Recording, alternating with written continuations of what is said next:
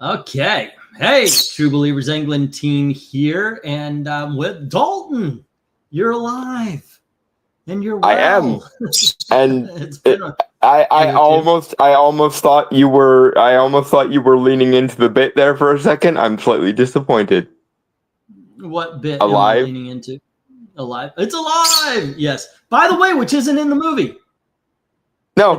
We're gonna talk Guillermo del Toro's Frankenstein tonight, and that is one thing. It was like, wait a second, they went through the entire thing without. It's a lot. It's not in the book, but it's iconic. So I thought they would throw it in Yeah, somehow, somewhere. but Guillermo, as a man after my own heart, is more interested in the parts of the story that we don't see memeified to oblivion. That is true. Yeah. I have a minor quibble about that, which we can get into when we're discussing in more detail. But for the most part, as someone who loves this character and this book and hates that it never rises above the Boris Karloff version, not that I don't really have anything particularly against the Boris Karloff version, but my God, it did not adapt the book, and I'm sick of people adapting the concept of Frankenstein without actually adapting the source material of Frankenstein. Okay. There is something that the Boris Karloff movie didn't do that this movie does, that the book does, and I'm not a big fan of. And this is my one gripe. And I told it to Gail, and she goes, "Well, it's the movies, it's the entertainment." You mentioned it to me, I think, as well when you were watching it the first time. Story because you start off and you're on it. I'm sorry, what? I said I think you mentioned it to me. Okay, yeah. And you're on the ship, and the Frankenstein monster attacks, and the captain brings him in. They start to tell the story, and he goes, "I will tell you my story. It starts with my mother 35 years ago." And I'm thinking, this is a captain. He says he's a no-nonsense captain who'd be like, "Bullshit. I don't need to hear about your mother. I don't need to hear about how you want to bang your brother's girlfriend. What about the 8-foot indestructible creature that just killed 6 of my men?" The whole "I will tell you my story, let's start at child. I was born a poor black child." That part I have always had a hard time with. It reminds me of the Prometheus thing where she has this alien ripped out of her body. And then when she runs around the corner, sees someone she thought was dead, completely forgets to tell anybody there was an alien that rips out her body. It's like, well, okay, here's the main part of it. Here's the thing that makes it more excusable in cases like this. This is a prior to Victorian novel that they're adapting, and in prior to Victorian novels and into the Victorian era, not the idea of just inventing fiction whole cloth was a relatively new and experimental thing still.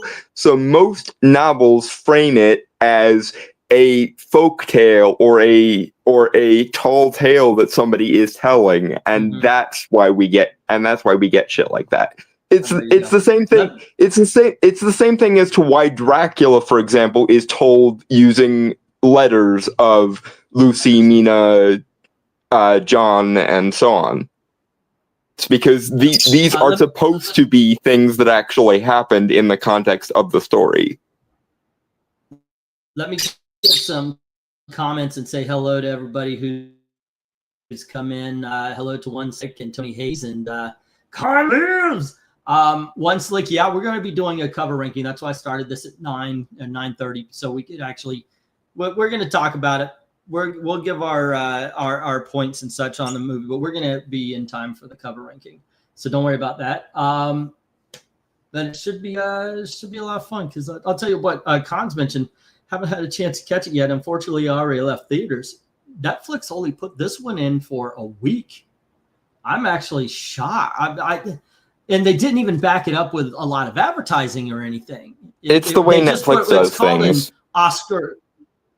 Well, it's called an Oscar release. In order for it to in order for it to be Oscar admissible. worthy, it has to be released in it has to be released in the theaters before it's released on Netflix. So they do like a weekend or 2 weeks or something like that.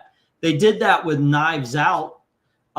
This is a movie I think they, especially considering how weak the competition was, I think had they done a full-on release, it would have, may have done well, yeah. Especially if they had done it a couple weeks before it came out on the service itself. Mm-hmm. Because my God in heaven, why in all the hells did this not become this year's Halloween release? It was gift wrapped to be this year's Halloween release. Why was it not? I know, right?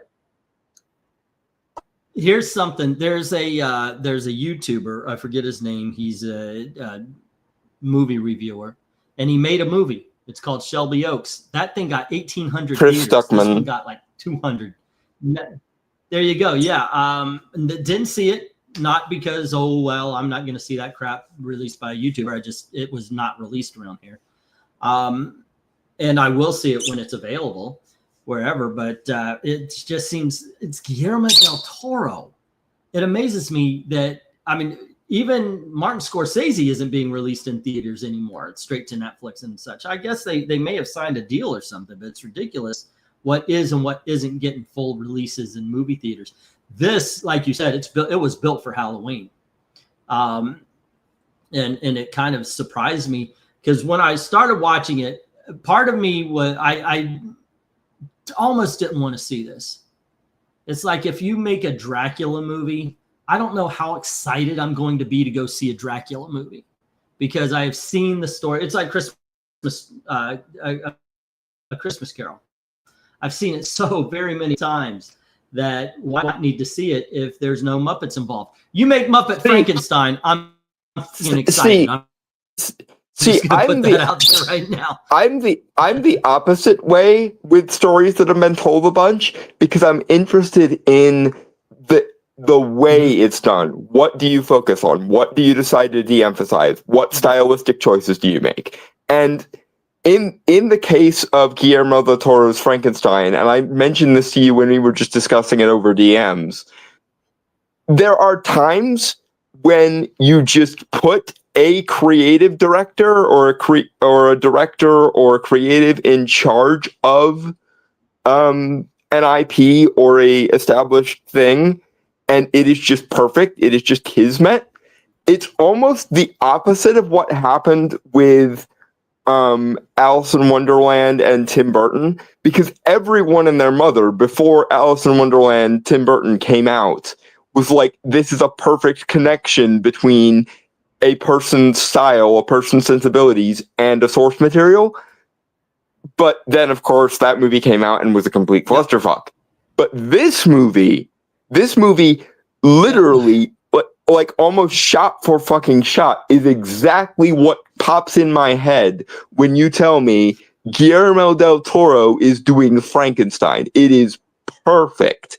Absolutely fucking perfect. It's a... what I mean... Go ahead. Sorry. You see a lot of things. But if one's like wondering why I'm playing with a little bit. I was gonna see if I couldn't put it, but then it popped up. I popped up so close, and I was like, yeah, let's get this. I'm too ugly to be that close up. Okay, so yeah, when you get Guillermo del Toro, he has done a lot of movies that you could describe as Gothic. So it's almost like, yeah, let's get him in there. Hellboy was a Gothic superhero story, but when you get the settings, when you get the sets, not only just the sets and such like that, but the cinematography, everything, this movie looks almost black and white. It looks like a haunted house, a monster. It looks like everything that an old-fashioned horror film needs to look like, and it's done in that old-fashioned horror style. It's real. It's a beautiful movie to look at. Guillermo has said. Like saying, I think what you're talking about was done a lot in literature of the time, as I think Melville did it in Moby Dick as well. I'm sorry about that. Dom, it seems like your sound is out because I see your mouth moving there, and I'm not hearing words. Jim is here. Hello, hello. I just wanted to find the perfect. There we go. Now I hear you. Okay, it's Anglintine's connection, I'm assuming. Am I coming through fine for the chat? This is what we need to verify so that I'm not so chat, conscious about. How are you hearing them? Because I know E was having trouble with frame rate before we came on, so yeah. So I'm betting it's on E's end, if I had to guess. Okay, thank you, Tony Hayes. There we go. It's E's, not Dalton, not you. So there you go. It's my end, not yours. So you keep going. So that's fine. Yeah, that's fine. All righty. Let's talk some details. We don't have to. This is one movie we don't have to talk story, but we can talk about performance. We can talk about the scenes themselves, what you liked, what you disliked. Go on ahead, man. You can start. To kind of piggyback off of what we were just talking about, Guillermo del Toro has a reoccurring theme, which is sympathy for and humanity, or like greater nobility in the space of the monster. Hellboy, same thing. Pan's Labyrinth, kind of same thing with the fairies. Obviously Shape of Water, and so on. So to have Guillermo del Toro, who is the like sympathy and nobility and humanity in the monster guy, do the original sympathetic monster or the original sympathetic creature. It's every. And as someone who loves the character and loves the novel, but despises the way he's so trivialized in popular culture, this was exactly my crack. Thankfully, it was just. It focused on precisely the elements that people always overlook and hyper-emphasize them, not in a beating the audience over the head way, but in a, again, this is Guillermo del Toro, the guy who does sympathy for the monster by default. What do you think he's going to do with the original sympathy for the monster story?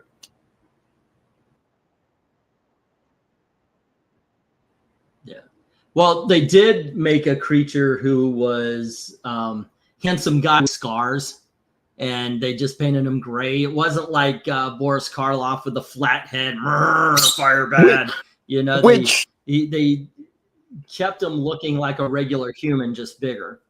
Which, in the vein of things that people always overlook about the novel, Victor Frankenstein, in his hubris, and it definitely was his hubris, wanted to prove that a human-designed being could be more perfect than the average human. He wanted to essentially create the perfect being.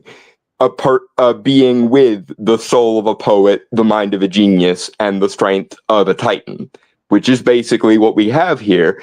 And I liked that aspect because it shows a deference to the source material and a deference to the actual substance of the piece, more so than it does we have to hit the same pop culture shit that everybody else hits.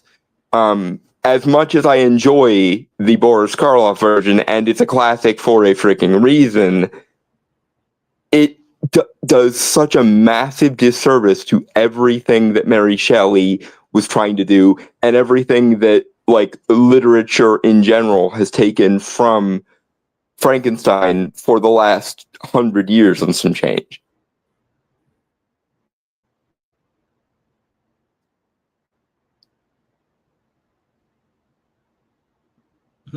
Okay. I was waiting for you to catch up, so I didn't. I'm hearing you upset. Yeah, sorry. No, I'm. There you go. I appreciate it. Con lives to say the Universal Frankensteins will never be topped, but this could come close. I think it has, in all honesty. Now, don't get me wrong. I love Frankenstein. I love Bride of Frankenstein even more. Which, by the way, I am kind of shocked they didn't go through with the Bride of Frankenstein in this one in the 1990s when Robert De Niro played Frankenstein. Yeah, they emphasized Frankenstein to the end of it, and Yeah, and in this one, they had the chance, as we see Elizabeth get shot, and they could have easily have gone, okay, well, I'll make her the bride since you guys fell in love or whatever, and they skipped it. They didn't bother. Well, spoiler alert, Gailey. We are like right at that spot where it happened. But I was actually kind of shocked they didn't go through with the not shocked like, oh my gosh, but that they didn't go through with the Bride of Frankenstein bit.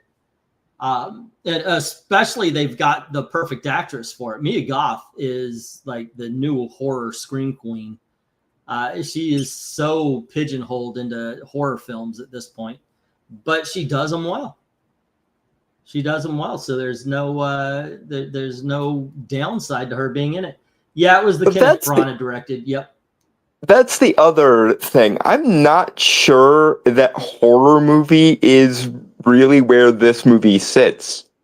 I would go so far as to say it's more of a dark fantasy than it is a horror. Yes, there are horrific scenes in it, but there are also action scenes in it, which is another element that gets overlooked in the novel that I think was important to not pigeonhole this movie as, well, every other version of Frankenstein is horror by default, so of course we're going to make it a generic horror movie. No. Let the story tell itself and let it tell you what kind of story it is.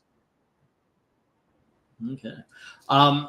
One part also I want to talk about, I'm a big fan of the actor, mainly because, of course, Game of Thrones.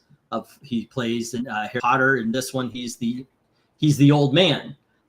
We have that scene where he goes to the monster after escaping Frankenstein's castle, finds himself on a farm, and he's hiding and he's helping this family. And in doing so, he meets the old blind man, which, if you saw The Bride of Frankenstein, he's there. And he is the one that educates him.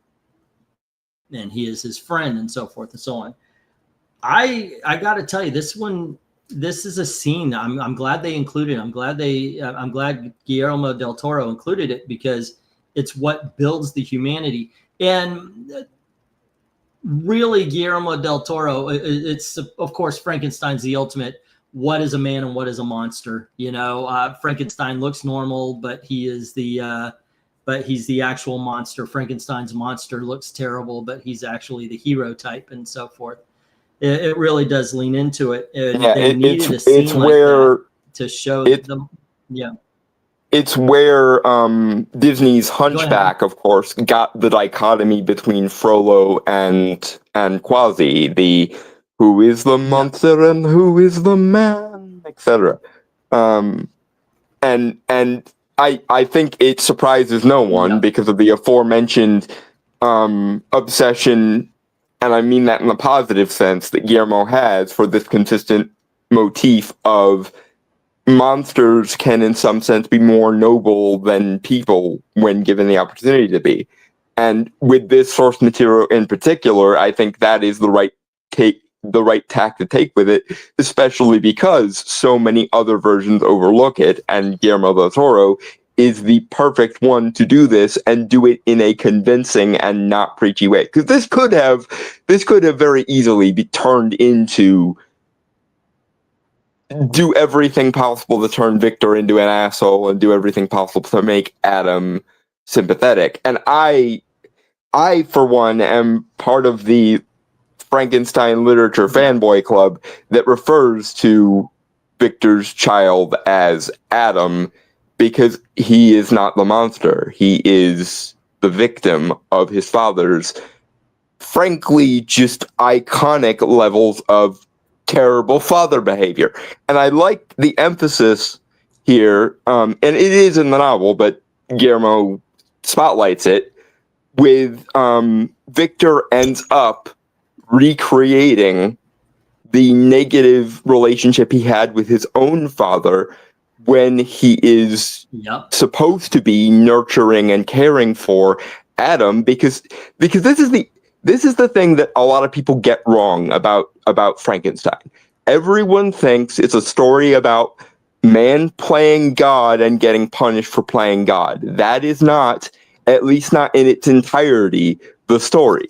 The issue is that Victor wanted to create a perfect being, but because of his arrogance, because of his short-sightedness, and because of the narcissism that led him to want to play God in the first place, he failed to realize that he succeeded. He succeeded in creating a perfect being. The problem is that a perfect being, when born, is still a child, and that child needs to be loved, cared for, and nurtured.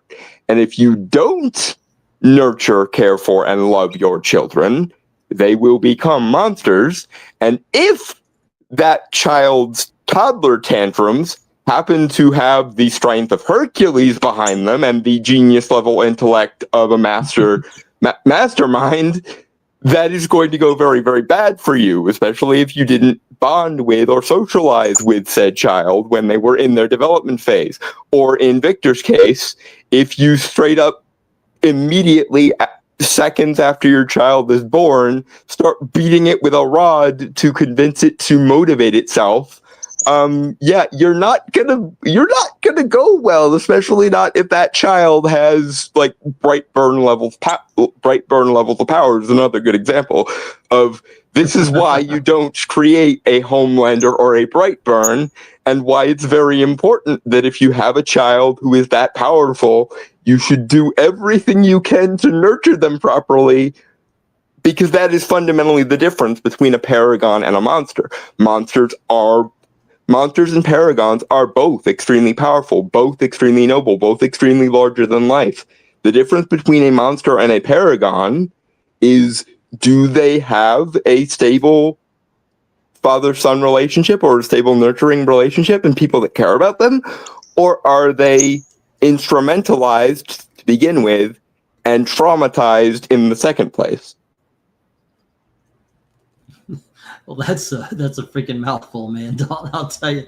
You're dead on. You're dead on about it. I like what Tony Hayes is saying. The year was 1816, is known as the year without a summer. A volcano erupted in the Dutch East Indies and could and cause climate issues. Mary Shelley and her friends stay inside and made a bet on who could write the scariest story.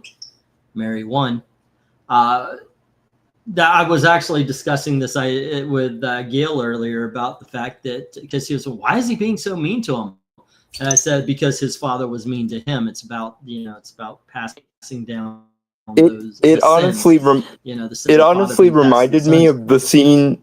It honestly reminded me of the scene from season 3 of The Boys when Soldier Boy ends up telling Homelander exactly what his father told him, the fucking disappointment scene. That's what it made me think of when I saw Victor reaching for the rod. I'm like, oh God, no. It's after you said that, I'm like, where do I go from there? That you just laid it out flat. All right, so I am going to ask about this. I'm gonna mention we've mentioned the way the film looks. Everybody's acting is spot on. I think what's his name, Tyrion Lannister, whatever his name is, Daddy Lannister was the dad in this one. He's going to get typecast if he's not careful. Well, he already kind of did, because he was Roderick Burgess in the Netflix Sandman too, wasn't he? He was. Yeah. Charles Dance was which, by the way, Roderick Burgess in the Sandman thing. So at some point in time, you and I have to talk about season 2 as well. This. We were talking before we came on and before we decided to do a review of this. You mentioned this is taking your number 1 spot for the year. I don't know what my number 1 movie is. This is definitely going to be in top 10. I don't see. I actually made a list just recently. I don't see a lot of movies that are going to dunk on this. This is a. Go ahead. Sorry. Let me finish up this message. In being a perfect telling of the Frankenstein story, this is a great movie that may actually be one of the best films of the year. And so if you guys haven't seen it yet, I mean, I don't think we could spoil the story, only details, but I highly recommend this. It's 2 hours and 30 minutes long. For me, it goes by quick. Gail, on the other hand, who is a more casual movie watcher, she felt it. She actually said, "This is a long one, isn't it?" And I said, "It's 2 hours and 30 minutes." But for me, it goes by quick. See, I would almost wish it was. Go ahead. Oh, go on ahead. You can finish your. Yeah, you finish your time. Go on ahead. I honestly wish it was a little bit longer because I felt the romantic connection between Elizabeth and Adam was a little bit rushed.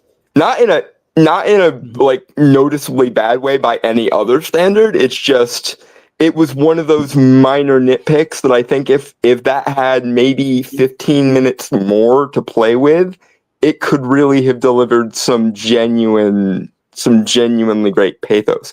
Another minor nitpick, since I'm giving kind of my minor nitpicks, is yes, I know everyone since the Boris Karloff version has hyper-emphasized the electricity thing, but Mary Shelley based her story on a already pre-existent story of an alchemist, and honestly, given the way that Guillermo del Toro kind of fetishizes the like late medieval, early Renaissance, like beginning of the Age of Exploration period, I mean, he explicitly uses the like imagery of the Cabinet of Curiosities all the time in his writings. Honestly, I think if he really wanted this to be the definitive Frankenstein adaptation, you don't have to get rid of the electricity entirely, because one of the things Guillermo does is blend like mystical and supernatural and fantastical elements with science. Like even in Hellboy, that was the thing. The Nazis were desperate in combining science and black magic and shit. Doing something like that, where there's more of an emphasis on the alchemical and the quasi-mystical aspects, I think would have benefited. Again, you don't have to get rid of the electricity entirely, but electricity shouldn't be the main MacGuffin. I think had he honestly leaned into his Guillermo del Toro-ness just that little bit more, it could have elevated the piece significantly here. Well, there you go. So let's wrap this up as we're nearing the 30-minute mark. Final thoughts on the movie? Good, bad, the ugly, and would you recommend it? I will straight up admit here, I am biased. I love this story. I love Guillermo del Toro in almost everything. I will, however, acknowledge that not everything he does is 100% great. There are a lot of stories he's done that I don't like, or that I don't like aspects of. Like, movie. The social justice aspects of Shape of Water really annoy me, and the setting Pinocchio during fascist Italy was annoying. I know that unlike most of Hollywood, this is genuinely a bugbear for Guillermo del Toro, so I can kind of excuse it to some degree. But here, honestly, like I struggle to think that Guillermo has done a better movie since maybe Pan's Labyrinth, his like first big foray into the four.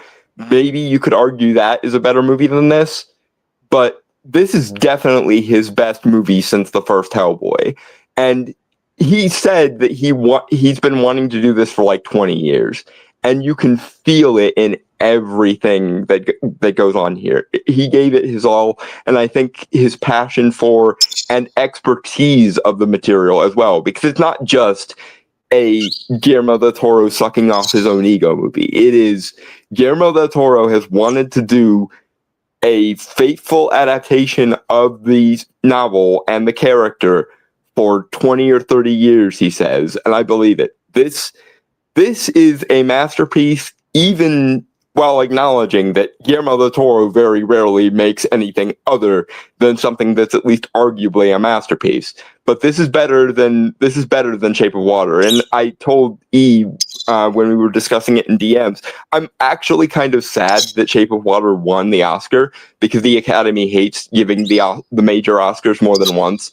and this movie is the movie that deserves to win the Oscar. This is the movie that is probably going to go down in history as Guillermo del Toro's magnum opus. He gave it his all, and he inspired everyone around him to give it his all, or give it their all, and man, did it pay off here. Spiffy is saying it's a disappointing in terms of how accurate it is against the original, but a decent movie regardless. Are you talking about the original movie or the original story? Because it's actually accurate to the original story. Yeah, I think in terms of novel accuracy, this wins. Even more so than the De Niro version, which the De Niro Brana version was not bad in terms of trying to adapt the novel. It's just this took that and turned it up to an 11. There you go. I also recommend it highly. Like I said, I can't see it not being in the top 10. I'll have to put them all together. I probably will do something very much me, and it'll be something like Superman or Fantastic Four that makes the number. But I don't know. This is knocking at the door. Yeah, this one is really knocking at the door. It's no Biodome, but it is pretty damn good. The only other movie this year that is even the only other movie this year that is in the same league as this, maybe for me, is Sinners. And frankly, this movie should win all the Oscars, and the only movie that I will accept getting Oscars instead of this movie is Sinners. Those are the two big Oscar winners, in my opinion, if the Academy still had any clue what they were fucking talking about, which we all know the Academy don't. But in a sane world, this and Sinners would split the Oscars right up the middle. I gotta say, I like Sinners, but not as much as a lot of other people. I think the add-on of the KKK and all that, I'm like, you're dealing with vampires, and it just, I get it, you want to do the message and all that kind of stuff, but it was just one step too much. It was one thing too many. I think the Academy is going to elevate Sinners on that basis, probably the racial angle. Yeah. Okay. All righty. Well, thank you very much for hanging out and listening to us talk about a movie that's now on Netflix. Once again, both of us we give 2 thumbs up. We should bring that back since Ebert and Siskel are not using it anymore. 2 thumbs up. Yeah, this is a 9 or a 9.5 out of 10, guys. Seriously. Yeah. But once again, thanks for hanging out. Listen to us talk about that. If you like this kind of thing, when the video is posted, please put a comment in and tell us what movie. There's a lot. I've seen a lot of movies we haven't talked about. And let us know in the comments below as always. And thank you very much for joining us. And as always, thank you very, very much for watching. Have a good night. Cheers, guys.